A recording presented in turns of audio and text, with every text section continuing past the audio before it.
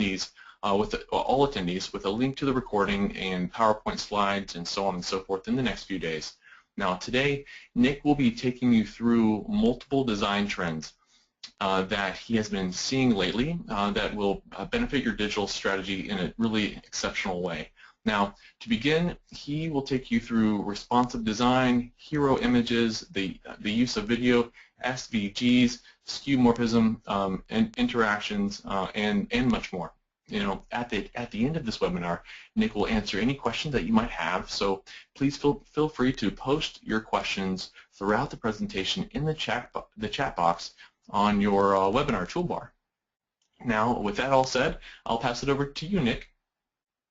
All right, thanks, Nate. Thanks for the introduction, and thanks everyone for actually coming in and watching this, or watching it later, of course. So first, like he mentioned, I'm the Director of Front-End Development here at Americaneagle.com, and in case you're wondering what front-end development is, just to clarify, so in the web development world, you kind of have your graphic designers, your front-end development, and your back-end development and servers, but won't get into all this later stuff.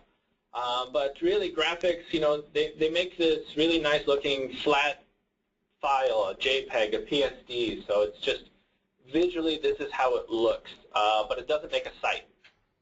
So the front-end developers, what we do is we take that concept and then we turn it into an actual living, breathing, interactive site with JavaScript, CSS, and HTML.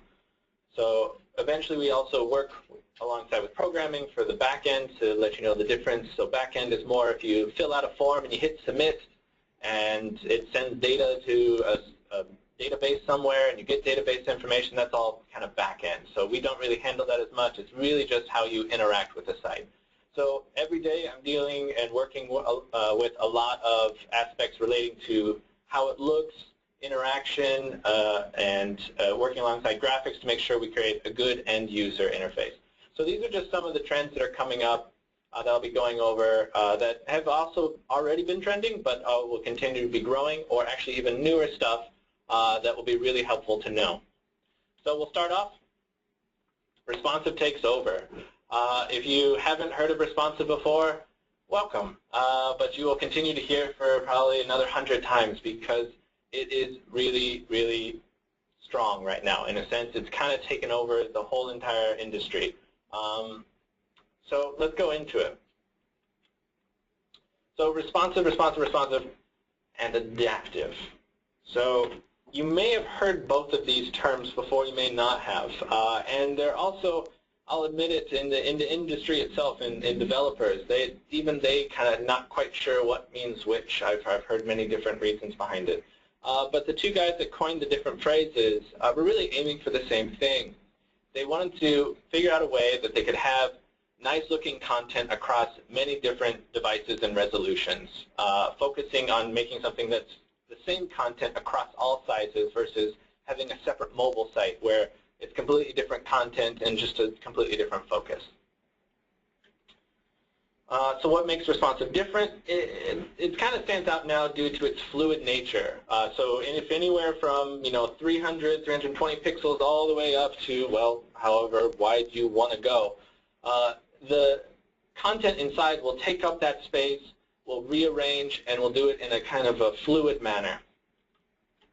Adaptive, kind of traditionally, and the true thought behind it was really just you kind of pick particular breakpoints. So I know my iPhone is 320 pixels, and I know, let's say, an iPad is 768 pixels, and I know in landscape it's 1024, and I know, oh, my monitor on my desktop is 1280. Well, you kind of set those breakpoints and you say, my content fits within those, so if you happen to be on a device that's wider, it will kind of go, okay, well, you get empty space, you get margin on both sides. And so it doesn't have that kind of fluid feel, it just kind of breaks between the different views. So me talking about it may not really be able to show it, so why not actually just show it? So you can kind of see here with these animated GIFs, yes, I said GIFs, well, you can, the person who coined the phrase, or actually coined the whole entire, he made the whole entire file format, says, choosy developers choose GIF. So when you hear me say GIF, I'm talking about GIFs, human society, they can call it whatever they want, so no problems here. But just for clarification, in case you're confused on why I'm saying GIF and you're talking about peanut butter, I'm not talking about peanut butter, I'm talking about these. So responsive and adaptive, you kind of see it's kind of a short moment where you see an adaptive where there's kind of that black space until you hit the right breakpoint, and then it changes to fit in that view. And then the bottom two is just to kind of show, well, you don't want to have 3 items across in 320 pixels of space. So you eventually create some breakpoints to kind of fluidly move content around. All right, hopefully that cleared up a little bit of the differences of it. So then why is responsive winning? Well, really it's because of that flexible nature. So I mentioned, traditionally we always had those separate mobile sites. So when the first iPhone came out, everyone made, a specific mobile site that works great in an iPhone. Then they came out with Android, and now they have hundreds of different devices. So the problem with a separate mobile site is that the way it works is when you're viewing a website, you are actually sending a little bit of information to that website. You're saying, my browser is Internet Explorer or Chrome or whatever it's going to be. And then you're also saying, this is my operating system. And a little bit of other information as well. But that's the main thing. So the website hosts, in a sense, either on the back end or on the front end with JavaScript, do a check. And they say, okay, what is your device and what is your operating system? Okay, you fall under mobile or you fall under desktop. And I will redirect you to one of those 2 places. This makes it very difficult to maintain because all of those devices love being different. So when a new browser came out, when Chrome came out for mobile devices, there was a lot of issues with many sites because it wanted to be different. So the browser checks, oh no, well now you get desktop, or oh no, we don't say you can't view this on your mobile screen. So there's not really future-proofing involved. And then also, if any of you are content entry people or deal with your sites at all, you also understand the annoyance of having to fill out the same content twice. And especially when it comes to casinos, banks, where you need to have specific verbiage in specific places, and if you don't, you can actually get in a bit of trouble. It's kind of that extra worry that you have 2 places that you need to update it. So versus adaptive design, like I said, there's some confusion in the community, and or really, I guess you could say it's just like GIF versus GIF. People the community changes it and kind of adapts it to whatever they feel it best fits. So I've actually heard from designers or developers, and they've sent over items where they go, okay, well, we have a semi-responsive view between tablets and desktop, but then we have a separate mobile site, and we call that adaptive. And I was like, okay, I can understand where you're kind of going. It's optimized content depending on screen size. With that approach, though, you run into the same issue as mobile site. It's that you have that separation of content, particular issues. The other aspect, if you kind of go with the traditional idea of the adaptive, where it's really just those different breakpoints, is that there may be a new device that doesn't quite fit in with that breakpoint that everyone ends up using, so then you end up having a site that doesn't look as nice as it could have been with responsive. So that's probably why you don't see as much adaptive as you see responsive. But really, they're all aiming towards the same main approaches. Let's worry about all of your viewports. Let's worry about all your screen sizes because we don't know what device they'll come out with next. So let's, instead of me talking about it, let's actually see some pictures. Yay! Well, actually, we're going to see some live sites. We're going to see some separate mobile sites, responsive designs, and adaptive. I'm not going to take you to the Amazon site because you'd have to be on a mobile device to see it. You can go ahead and take a look. There's some downsides to, again, the separate mobile site is sometimes it's dumbed down. And so end users have been kind of showing that they like having all information available. So there might be some aspects, if you notice, that in Amazon that isn't available, that's only available on desktop but not in the small screens. But let's take a look at the Packers. All right. So you're actually seeing it on a big screen. You go, wait, this is a mobile site. And well, I guess you'd call it a responsive mobile site. So we made this for the Packers in order for them to pretty much they have some limitations with their desktop site, and so they reached out to us to be able to do kind of a mobile version for them. So, of course, it looks great in all different sizes. So in mobile, you get a nice, the small screen, mobile, I'm doing in quotation marks. You can't see my hand gestures, but I'm making them. And you can see it works actually for all sizes.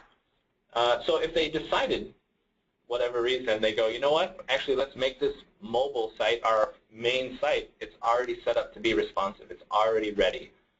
So that's some of the beauty in responsive is it's kind of future-proofing. So if they ever did want to make that switch, there's no issues already.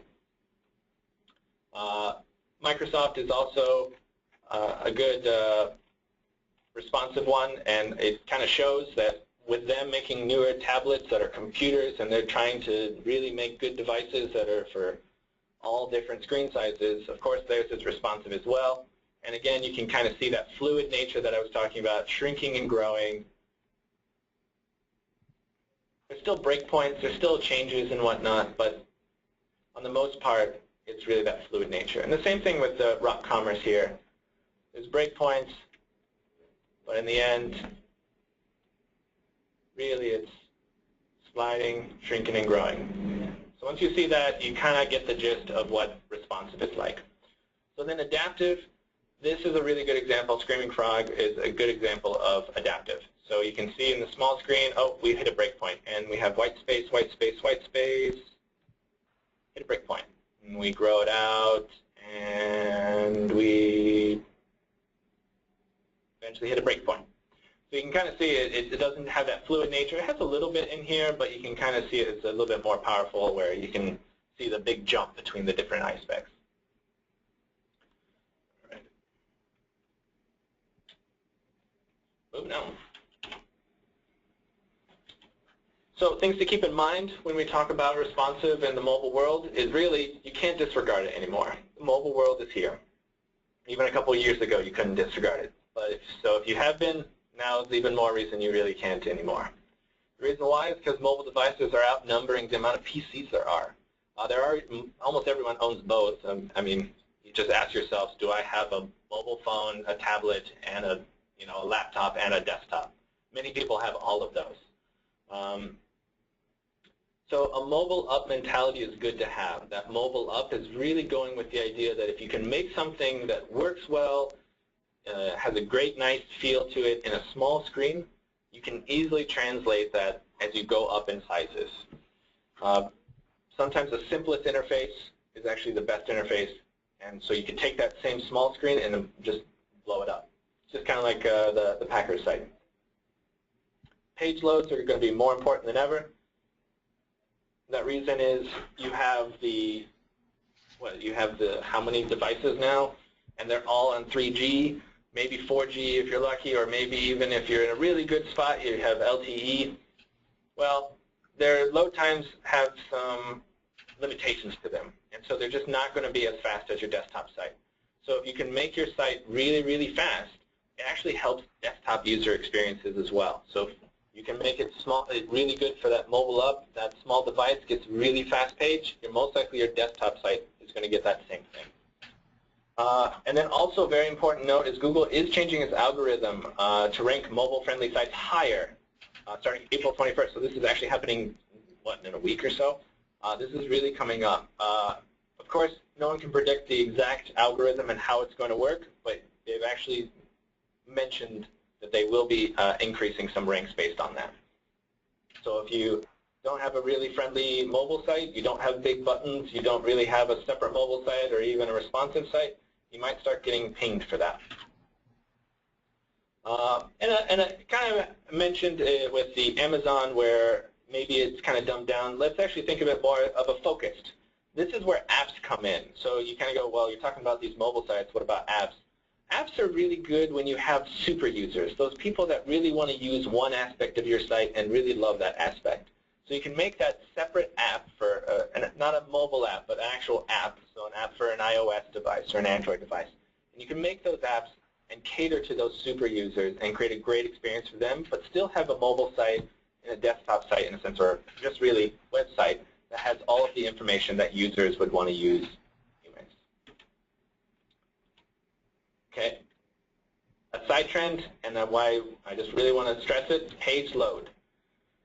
Christian Hellman, he's a evangelist for Microsoft now. He was an evangelist for Mozilla for earlier on.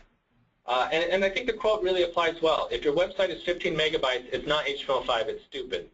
The reason why is because if your page has to take forever to load, your users aren't going to enjoy it. It's not really fancy anymore. Now it's just a clunky piece of junk in a sense. Your site's not really an enjoyable interface. And the reason why a lot of this came into play is responsive early on. And the reason why is because of that, no one really went with that mobile up. They went with the desktop down. So they tried to shove 5 slideshow rotators with 20 images inside of them and shove it into a small screen. And end up making a really slow interface. I think during the Super Bowl, there was a couple of sites, like main sites of big companies, where they would just go down or would take 20 seconds, 30 seconds to load. No one's going to want to go to a site that takes that long. Most users get bored. I mean, again, ask yourself, have you ever left a site because it took too long to load? So really, we've kind of evolved past that. We moved towards that mobile up approach. So you really start thinking about that. So in general, you're going to see more and more sites trying to cut down their page load speeds. You even see places like The Guardian that are even boasting the 1 second load times. And that's kind of a perceived load time. So I want to kind of note the difference there. So you can actually kind of make your site look nice, everything's kind of loaded, but not all of your content's loaded. And you do that with AJAX. And AJAX is jargon. You don't have to memorize it, but it's asynchronous JavaScript and XML. And the way you would kind of look at it is it's a way of saying, hey, I have a friend. He's going to bring some stuff with him, so I'm going to wait in line for him.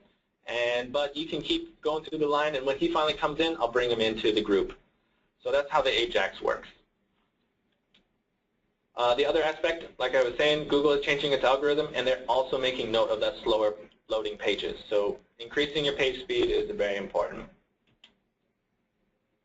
Okay, so now that I'm talking about all that page load speed, let's talk about hero images and talk about big, large images and load times for that.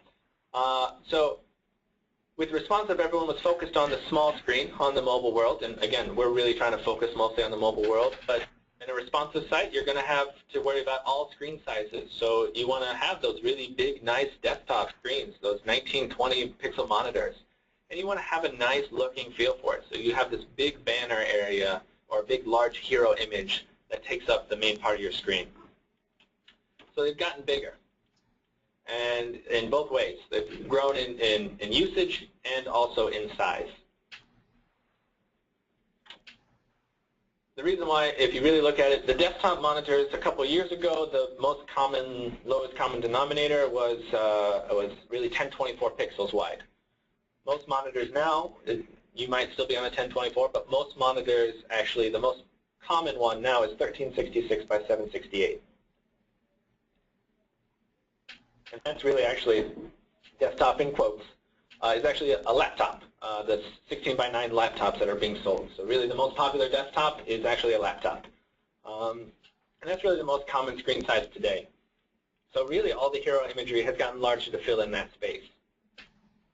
So how do you cut down on those page load speeds so you can have that small screen, not have as much of a load time? Well, they've kind of gone towards storytelling. So they have one large call out rather than having a slideshow that has 5, 10 images. Because also ask yourself, have you ever gone through 5 to 10 images of a slideshow?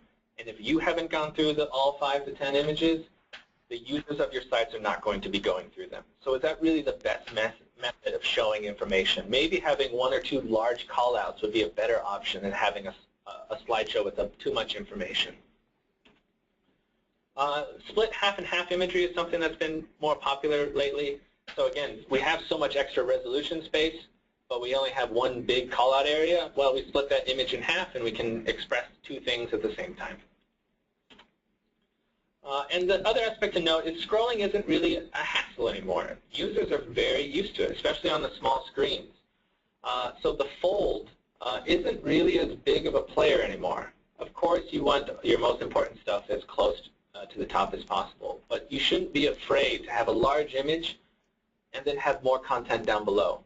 As long as you make the content down below important and usable, users will go down and read it. Parallax, not sure if you've heard of this one, but you may have seen it. To explain it is a little bit complicated, but it asks you to,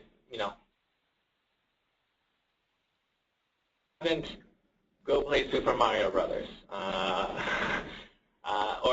I guess I'm just revealing how much of a geek I am. Anyways, the foreground moves at a different speed than the midground and the background. So they all move at slightly different speeds. That's what parallax is. It's the different speed length of all those different aspects moving at once.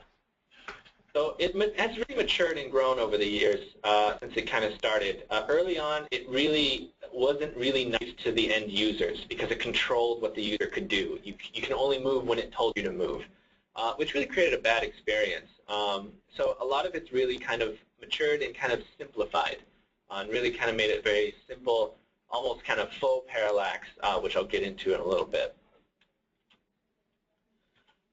So let's take some examples. Again, not just talking, let's take a look at actual things. You can even see here with the Chicago Coffee, that split hero image aspect. Let's take a look. So for the Namco, actually what I'm getting at is that faux parallax. Because it's technically not moving at different speeds. But it has that feeling that the foreground is moving differently than the background. That is true, but they're not moving at true different speeds. They're moving one pixel, one pixel, one pixel, one pixel, one pixel. But it really creates a nice look and feel that has that feel of parallax. And doesn't control what the user has to do. He or she has full freedom to jump around and do whatever. And it's not really painful on sites. The one thing I would note for it, though, is that on mobile devices, a lot of them in the operating systems have actually turned it off. So the approach for it, there's workarounds, but there's some caveats to it because it's really expensive for rendering times. But on the desktop, it's a really good interface, and it falls back pretty easily to just an image that just stays there, which isn't a big deal. Soul Trader, again, it's that they did go with a slideshow, but it is only 2 images, really trying to cut that down, and you can kind of see they express a lot in just one slide and be able to sell a couple things all at once. And then World Book, again, it's that large imagery. And so there's a lot of work involved to be able to load these as we go along. That's where Ajax kind of comes into play and these other aspects. So you can have a larger imagery, and you can have a slideshow, and you can do all that, but just be careful that there's going to be more work involved to make it so you don't end up with page load issues.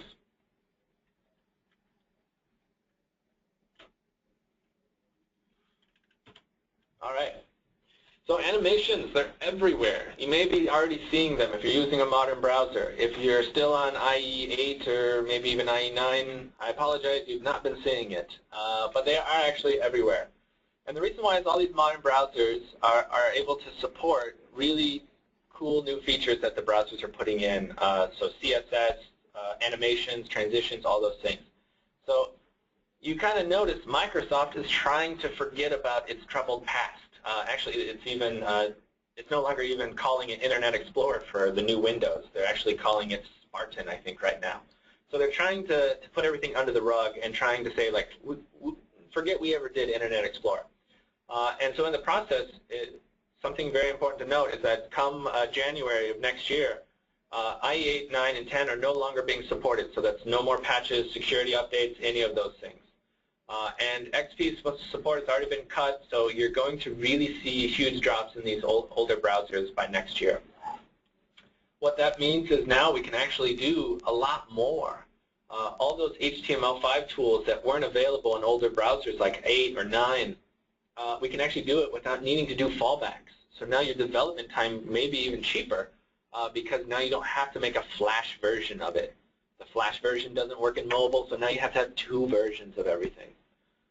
So this is a really good time right now to really kind of refresh your site and make it really just kind of forget about those older browsers. Even in China, you could see that a majority of it is all Chrome. There's still a fair amount of IE. IE8 is still up there, but you're starting to see over the past year it's starting to drop a lot. So what I was kind of getting at is the CSS3 support is all of these animations and transforms now kind of have a really nice look and feel that's powered behind the browser versus needing to do JavaScript to do all this. So if you just want to even spruce up your site, you can do a fair amount and even request to just kind of add little animations or little transforms or little hover states or something to really kind of spruce up your site without doing a whole entire overhaul. So video. A common trend right now is having a background video. So it's kind of like that hero image. It's in the background. It creates an emotional environment, but does it with actual video. And this is where I kind of go, video isn't really out of the woods yet. With Flash dead, quotation marks, we had to switch over to video. And it's kind of had some drawbacks because the cross browsers, there's some issues with it. So if you're wanting to have a background in your small screens, so I'm just talking about your small screens, everything's easy and the world is awesome? No, not quite. The mobile world really throws a wrench into this. Devices won't autoplay any video. And it's a good thing, really. It's because of data. Do you have an unlimited data plan with your AT&T or whatnot?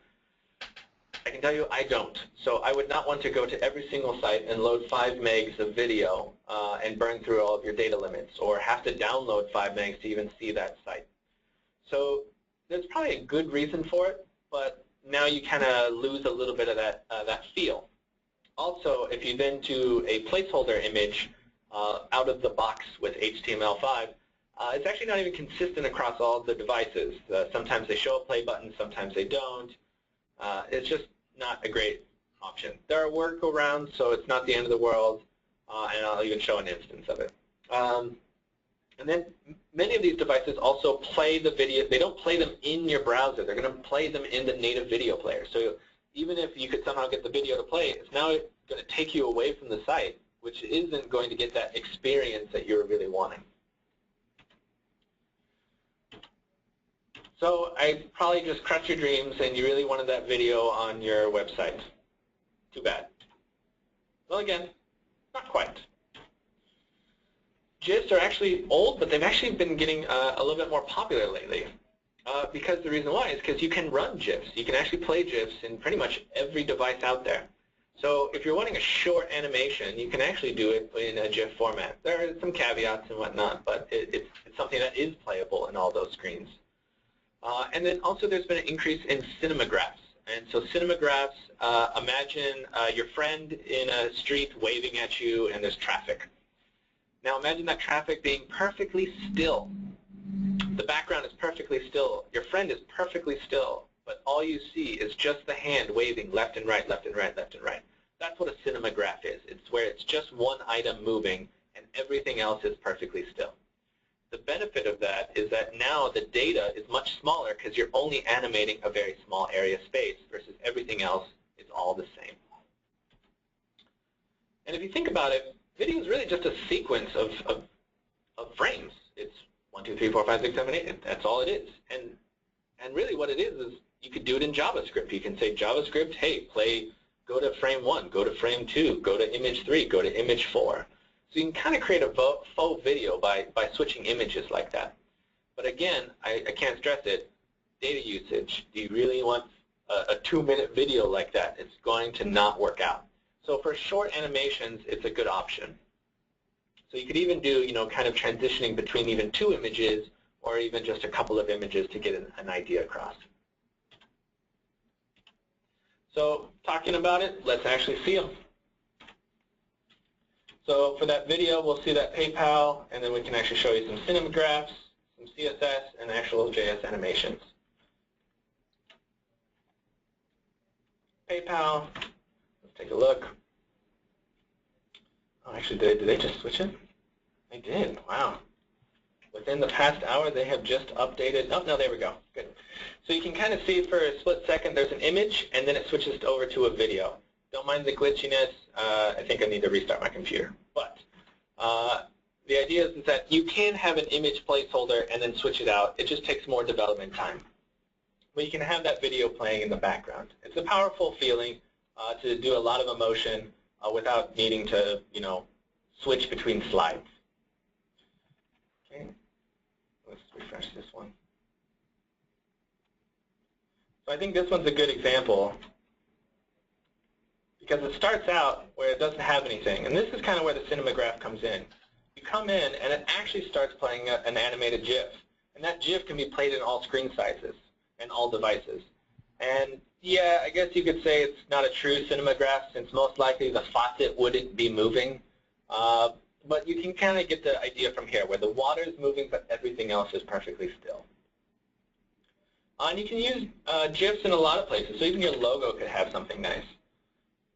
So you can either have kind of a, have it animate and just on load and have it something small. And it probably doesn't have much of an impact on your page load and adds a nice little feel to your site.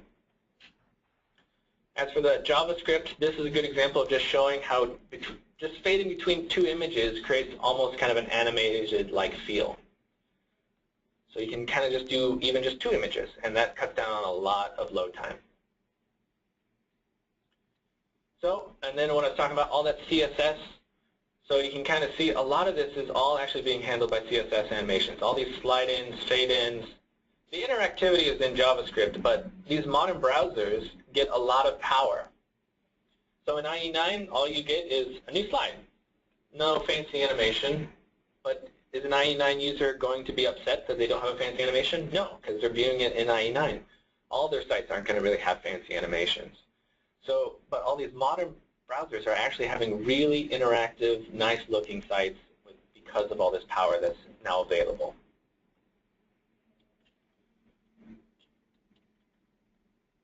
Jumping back. Sorry. So SVGs and the vector world. Is everyone really knowledgeable on SVGs? Well, too bad. We're going to do a refresher course. So what is an SVG? What's vector? Okay. Let's compare it to rasterized. So everyone probably is aware of what a JPEG is, what they see most of the time. That's a rasterized image. And what that means is that each pixel really just has data to say this pixel is this color. So pixel 00 is red, and pixel 01 is also red. So if you have a red square, you have a square of a bunch of pixels. But if you remember, try and recall your high school, geometry classes, and you kind of remember that you can actually do calculations on making a square. And that's what vector is. It uses the operating system, the browser, however you want to think about it. It's doing calculations and saying, I'm a square, I know how to calculate a square, and my square is 200 pixels wide. So why is this big news that IE8 is moving out and now it's pretty much being supported universally? It's the resolution independence. Like I said, everything for the rasterized images are pixels. So if you happen to have a new smartphone that has HD or Retina, you are actually seeing something with more DPI. So there's more dots per inch. So there's actually more in there. And so in the process, if you have something that's 100 pixels wide, it's actually going to look a little bit fuzzy in those high-res devices. And now there's 4K.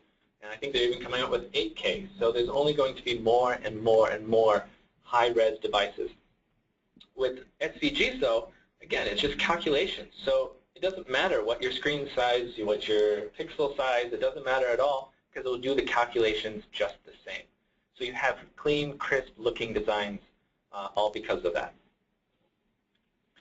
And they also, because, let's say, an infographic, so you have a nice big image of graphs and charts and all of those things, and you do it as an image. Now, your SEO, your accessibility, all those things, how are you going to let people know what's inside that image?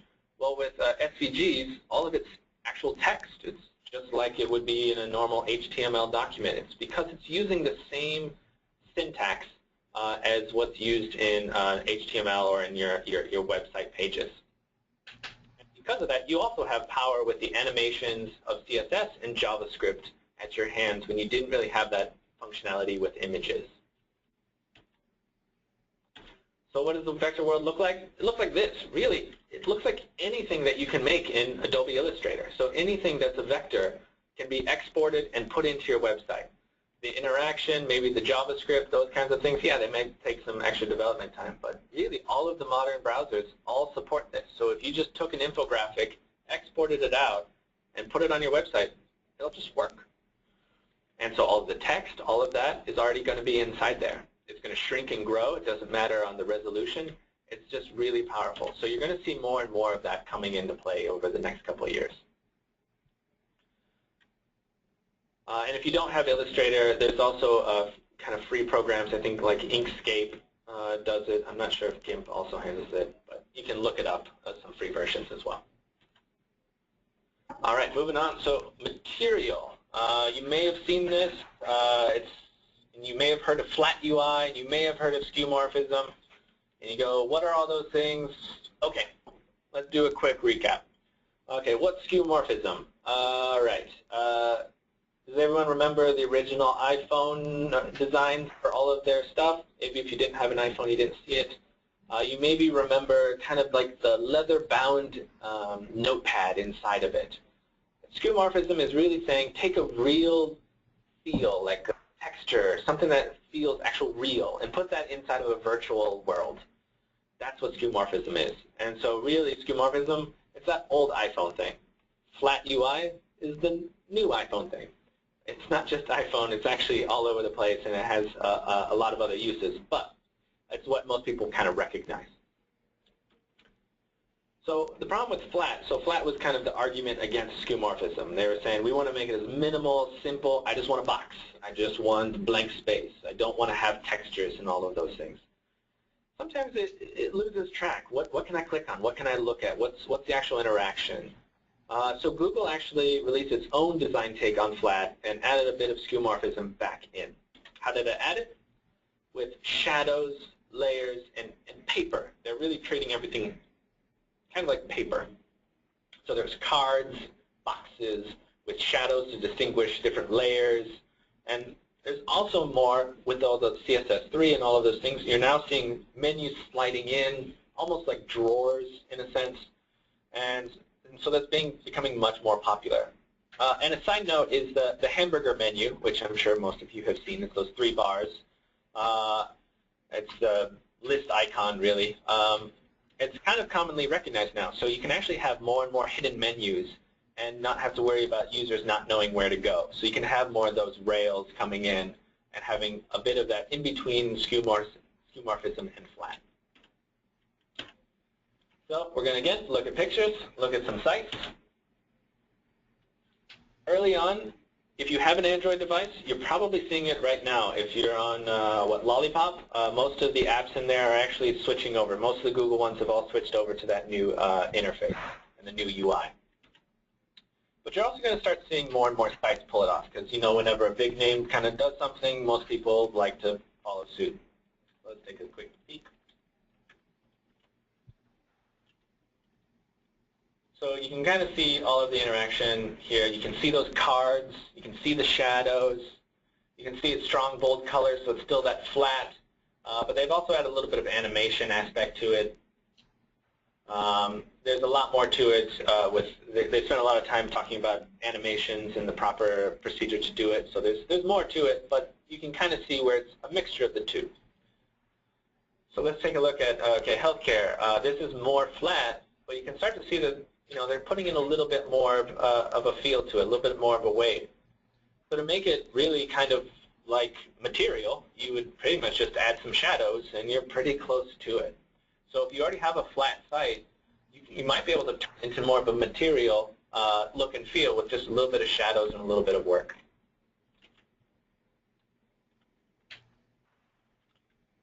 All right. Interactions are micro. So this is one of the newer trends that I'm getting at. So micro interactions.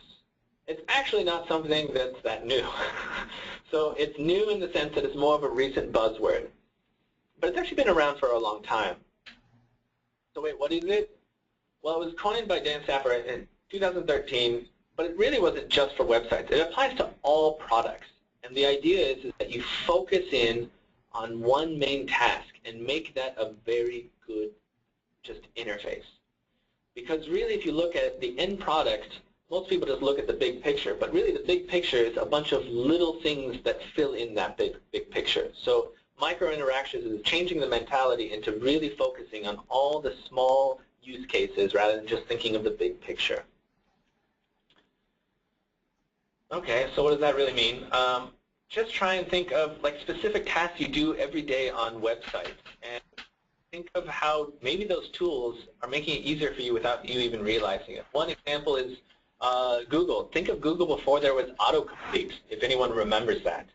Try searching for something. You just had to write everything.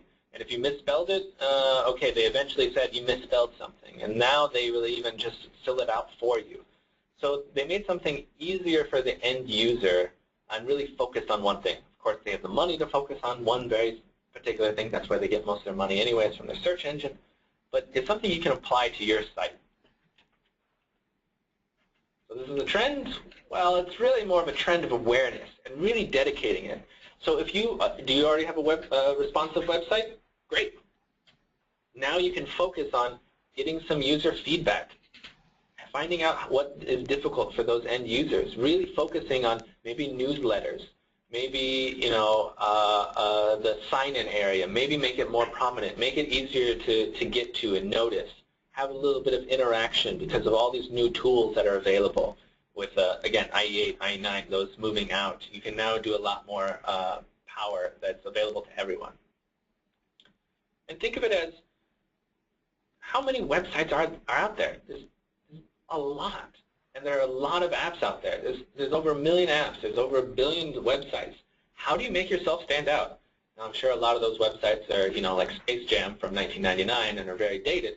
But how do you make yourself stand out? And it's really where it comes into that personality. So that micro-interactions, really caring about the personality of all those little details will make your site start to stand out. SEO and whatnot will bring people to your site, but after that point, the users wanting to come back and still use your site is very much dependent on them enjoying that interface. And so, yeah, we deal with this all the time. We deal with A/B testing. We have a whole entire strategy team for this. So we really, it's something, if you haven't been thinking about it, there are plenty of development companies that are trying to think about it for you. But really, you want to get into that mentality as well. So let's take a look at some easy-to-use sites with personality. Let's take a look. So one example is WeatherTech. So we wanted to focus on being able to shop by vehicle, and they really wanted to focus on just making a clean interface to really quickly know what you're supposed to do. So okay, well, I want to start. Oh, okay, I can shop by vehicle. I already did some stuff, but it's quick on the screen, and it focuses on, okay, I fill this out, I fill this out. So it's tunneled me, and it's already taken me to exactly what I'd want to buy. So there's focusing on one aspect and really making a good interface. Personality-wise, things you may not even think about is your 404 page. Is your 404 page interesting? Does it have personality? Because what happens if someone accidentally goes to the wrong place? Having an actually interesting 404 page can actually even get you more site views because someone mentions it online and it becomes social media. So a little bit of personality actually goes a long way. And to show a lot of personality, but also showing how CSS is able to do all this, a lot of these aren't all images. You're thinking, oh, all those rotation, all that skewed aspects, that's all actual CSS. So the tools today allow us to create really interesting, well, quirky layouts as need be.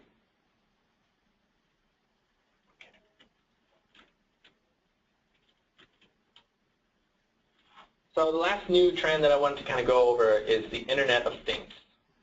You may have heard this. It's a recent buzzword as well. Everything's connected. Really, if you look at it, it used to be, okay, you had your desktop. Then it became, you had your laptops. And then it was, okay, you have your tablet. And now your watches and your Fitbits. and it's now in your, actually I think there is refrigerators that have it. It's everywhere. So more and more is able to access the internet and be connected. So the Internet of Things is definitely here. It's been around a long time though. So yeah, the core concept's a bit older. I guess you could say that the term for the Internet of Things really was coined back in 1999 with the RFID tag, which is radio frequency identification. Again, jargon. You may have seen them. It's really helpful for transportation, for logistics of products, because you can put it inside of a truck. The truck keeps track of where it is. You move that truck, drops it off somewhere. They scan it. Now you know where everything is. So the main aspect of Internet of Things, how is that different than just the Internet, is that it's computers really talking with each other, sending information, doing everything without any human interaction. So you're gathering all this data that eventually a human can then go through and parse and get something extrapolate something from it. So it's actually probably been around even longer than that. If you think about power plants, probably communicating between multiple devices, eventually a human sees and the warning labels. Hopefully not for power plants. So is this a design trend or a technology trend? Well, I guess it's more of a technology trend, but something to always be aware of as a design trend. As more and more things are connected, there may be more and more devices you're going to need to design for, account for, and think of. And there may even be app development for those devices as well.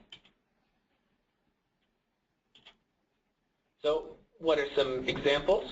iBeacon, for example, that came out a year, 2 years ago, I think. And so you can use proximity. So a Chicago Auto Show, for example, pretty much depending on what location you were, you got different information sent to your phone. So you had to account for designs for the different interaction. It may still be using your same mobile site, but it's something that you had to account for. Watches, that's all the rage right now. But actually, Apple and Google and Samsung all approach it differently. Google goes, I'm not going to make anything for my watch. And for Android, I'm going to say, hey, here's some notifications. Send those notifications to the watch. Apple says, okay, make new apps. There's a whole new device you can make apps for. And then Samsung, they went all out and put a web browser in it. I don't know how much you're going to really be viewing the web on your watch, but they put it in there. So now we have to account for watch sizes as well. So just yet again, another device we have to think about. And if you're getting all of this data between the iBeacons, the watches, all the communication between all these devices, you might need to mock up some visual representation on a site. You might need your end user to see what's going on. So now you have to design things for all of that communication and all that data. All right, to recap, top 3 takeaways. So I talked a lot, we've covered a lot. Your mind probably zoned out a little bit. So let's recap a little bit. Main things, Google and Microsoft are really trying to clean house. Google is trying to say, if you don't have a responsive site, you don't have a mobile site, you don't have a fast site, we're not going to be helping you anymore. Microsoft is saying, if you have these old sites that are catered to IE8 and all that, we don't care about it anymore. We want to move on. Page load speed and touch-friendly, because of that, all those touch-friendly interfaces are more important than ever, and mobile is really going to take over, or it has taken over. And then the last one is, like I said, billions of sites, millions of apps. How do you make yourself stand out? And that's where the personality, end-user experience is going to only become much, much more important. All right, thanks for listening to me through this, and I guess we can now move on to any kind of questions you might have. All right, thanks, Nick. Now, as a reminder, if you have any questions, feel free to submit them through the GoToWebinar chat box, and we will be sure to get to those. Now, if for some reason we don't have enough time for your question, then I promise you we'll follow up with you to ensure that you get that question answered. Okay, well, here's one now. Nick, what are the most common things on a site that increase page load? I kind of hinted at it, but I didn't directly say it. The main thing is images. Those are the most expensive. We can definitely work with you to decrease, minify, concatenate, move all your files together, shrink them down to be as small as possible. No matter how much we do that, If you have an extra 10 images loaded on your site, it pretty much defeats the whole purpose. So try and be very conscientious as you put more and more images into your site. Okay, great. Now here's a good question. Has American Eagle run into any issues when developing with responsive design? Yeah, there are a lot of caveats. There's a lot of issues. I kind of brought up some of them, but kind of the one that always stands out to me, it's kind of always a red flag that if you haven't really been thinking about it and you are wanting to do a responsive design, there's a couple different aspects. One is tables, tabular data. Try imagining looking at an Excel spreadsheet in 300 pixels of space or 320 pixels of space. It's not going to be that much fun, especially if it's a really big data table, if you've got tons of information. Now, we've developed many different approaches. You can kind of scroll through it. You can have it break down to look differently than a table on small screen. So there are some options, but it's definitely a difficult one that if you didn't plan and account for it, you're going to have some issues in the long run. You're either going to have some end users that don't really end up using it on a small screen and always use a desktop, or it kind of isn't a great experience in general. Another aspect is your third parties. I see it all the time where we work on a great looking site, we work on all the responsive aspects, and then, oh, well, we're going to iframe in a third-party module onto this page, a calculator tool. And that third party did not make it responsive whatsoever. So how is that going to look in 320 pixels of space? It's going to break. It's either going to not show everything, or it's going to break layout.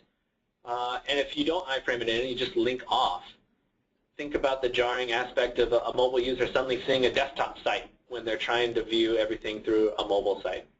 So you might also want to start looking into your third-party providers on the different tools that you have to make sure that they're making something that's responsive friendly as well. All right. Here's another one. Can we just stop developing content in Flash completely? Yeah, actually, so I have a background in Flash. I actually started early on. I was doing everything in Flash, and it was really helpful because it made something useful across all devices. Now Flash is, again, everyone calls it dead, but actually you probably see it a lot without realizing it, related to videos and other aspects like that.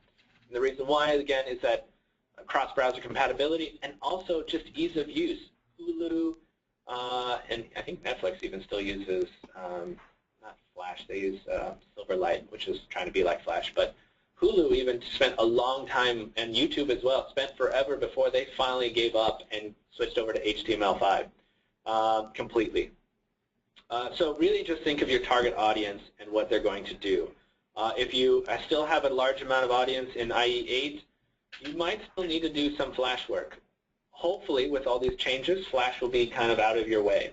The other aspect is if you have a separate desktop site and a separate mobile site, which does happen, and you have you kind of have a Flash item still that you want to use, you can probably keep it for a little bit, but be careful because Flash is going to keep being kind of looked down upon. So maybe even Google might in time.